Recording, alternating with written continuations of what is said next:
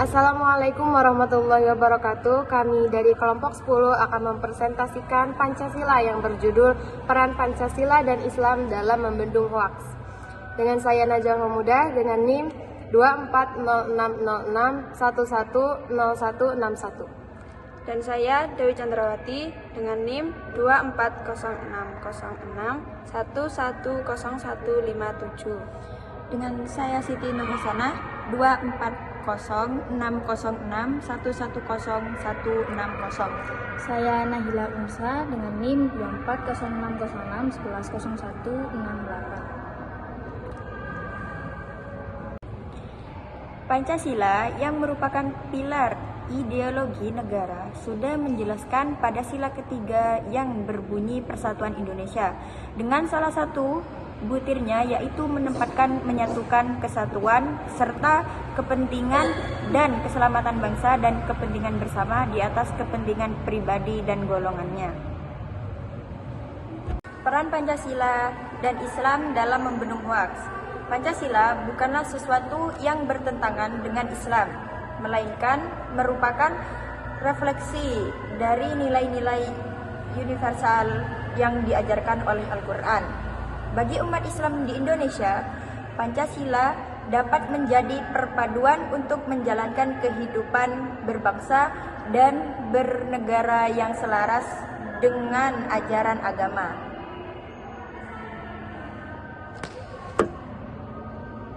Lalu, apa yang menyebabkan orang mudah mempercayai berita hoaks? Yaitu, menurut kacamata psikologi, salah satu faktor yang menyebabkan berita-berita hoaks kemudian gampang dipercaya masyarakat serta leluasa merajalela disebabkan karena seseorang memang cenderung lebih gampang percaya akan sebuah berita yang sesuai dengan opini atau sikap yang dimiliki. Adakah peran Pancasila dalam pemberantasan hoaks? Ada.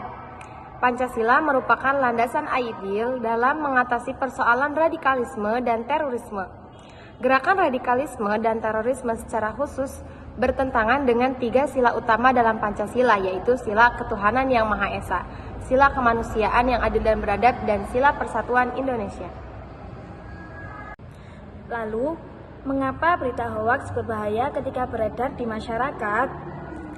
Hoaks dapat menimbulkan berbagai dampak negatif, mulai dari keresahan masyarakat, kerugian finansial, hingga rusaknya reputasi individu dan organisasi.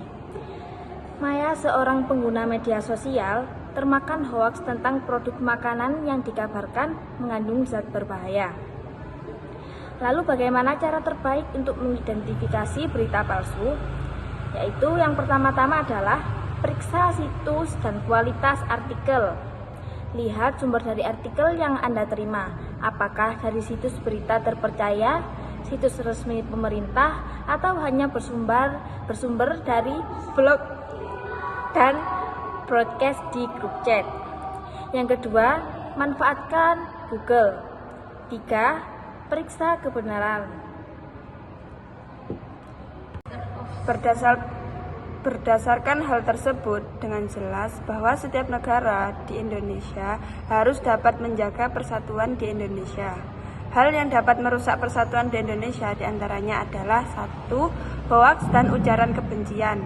Hoaks dapat didefinisikan sebagai kabar, informasi, berita palsu, atau bohong. Suatu hoaks dan ujaran kebencian yang menyebar secara terus-menerus dan masif kadang-kadang dapat dianggap sebagai suatu kebenaran, padahal jelas hal tersebut adalah palsu dan penuh kebencian. Hal ini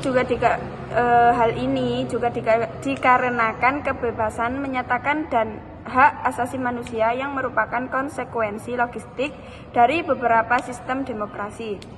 Angin reformasi yang melanda Indonesia bahwa semangat perubahan dan melepaskan warga negara dari belenggu ketakutan menyatakan pendapat di hadapan negara. Namun, hari ini bisa dilihat wajah lain kebebasan berekspresi dan menyatakan pendapat di hadapan umum. Pada kondisi saat ini, cukup banyak orang yang mengatasnamakan kebebasan berekspresi untuk menyebarkan kebencian dan provokasi. Dapat diketahui bahwa saluran penyebaran hoaks di masyarakat dilakukan di media sosial seperti Facebook, Twitter, Instagram, bahkan hanya melalui media sosial saja.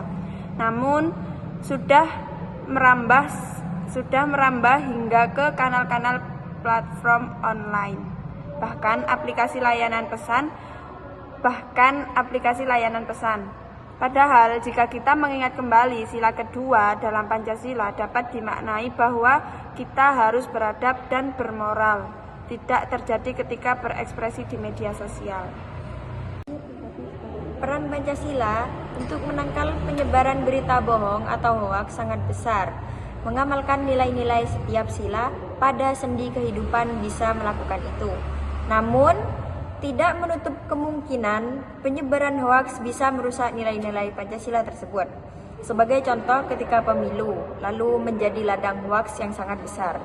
Direktur Sosialisasi, Komunikasi, dan Jaringan Badan Pembinaan Ideologi Pancasila atau BPIP, Aris Heru Utomo mengatakan penyebaran hoaks dapat melemahkan nilai Pancasila, khususnya sila ketiga, Persatuan Indonesia. Hal ini juga dikarenakan kebebasan menyatakan dan hak asasi manusia yang merupakan konsekuensi logistik dari penerapan sistem demokrasi. Angin reformasi yang melanda Indonesia membawa semangat perubahan dan melepaskan warga negara dari belenggu ketakutan menyatakan pendapat di hadapan negara. Namun, hari ini bisa dilihat wajah lain kebebasan berekspresi dan menyatakan pendapat di hadapan umum.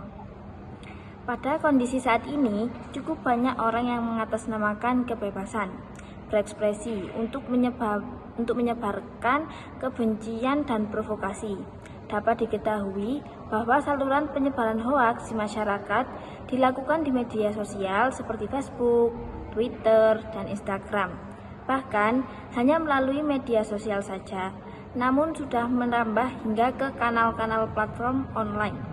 Bahkan aplikasi layanan pesan, padahal jika kita mengingat kembali sila kedua dalam Pancasila dapat dimaknai bahwa kita harus beradab dan bermoral, tidak terjadi ketika berekspresi di media sosial.